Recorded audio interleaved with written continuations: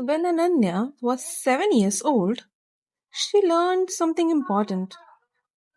Not from her parents, not from school, nor from a book. She learned it from a broken glass. The glass had slipped from her hands and shattered across the kitchen floor. For a second, she froze. Before she could say anything, her younger brothers pointed at her. Mom, Didi broke it. Ananya waited. She expected anger, but something else happened. You are the older one, her mother said. You should be more careful. That evening, while lying in the bed, Ananya made a small promise to herself that I won't make mistakes anymore. Of course, she was seven. 7 year olds make promises they cannot keep. But she tried and tried.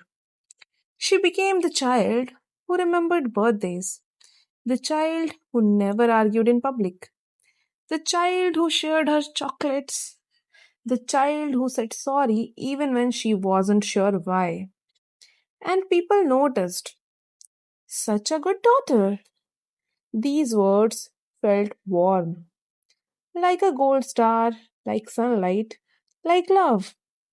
So she chased them. Years passed. Every time life gave her two choices. She chose the one that would earn her those two words. Good daughter. When she wanted to join a school trip but knew money was tight, she stayed home. Good daughter.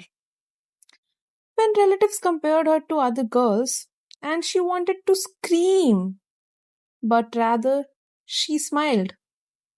Good daughter. When someone hurt her feelings and expected her to move on, she did. Good daughter. The rewards were small: a smile, a compliment, a proud introduction in front of guests.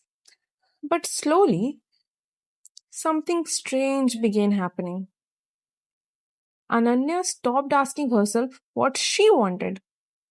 Not intentionally, it just became easier because wanting things complicated everything, and good daughters were not supposed to be complicated.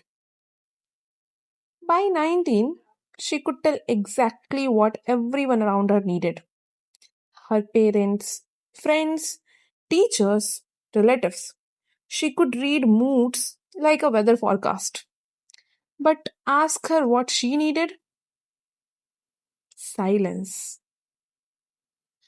One evening, while cleaning her room, she found an old notebook, the kind that children keep for secrets.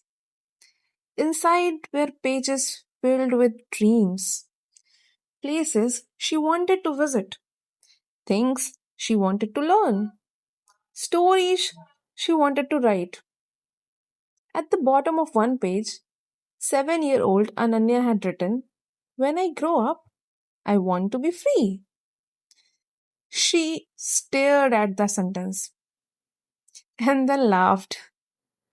Not because it was funny, because she couldn't remember the last time she would thought about freedom.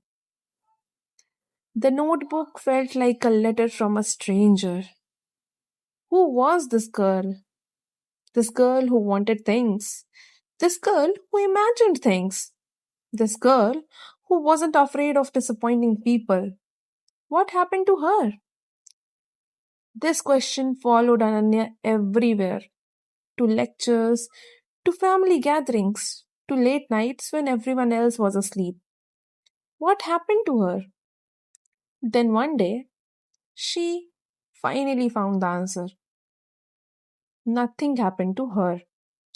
She had simply traded pieces of herself for people's approval, one piece at a time, so slowly that nobody noticed, not even her. And suddenly, she, she saw it everywhere. How often girls were praised for being easy to manage. How often silence was called respect. How often self sacrifice was called love. And how often exhaustion was called maturity. And that realization hurt because for years she had believed she was becoming a better person, but maybe she had only become a smaller one. That night, she stood in front of a mirror, the same way she had 1,000 times before. Except this time she asked a little different question. It was not, am I a good daughter? But it was, am I happy? The room was quiet. The mirror was quiet. And for the first time in her life, the answer mattered.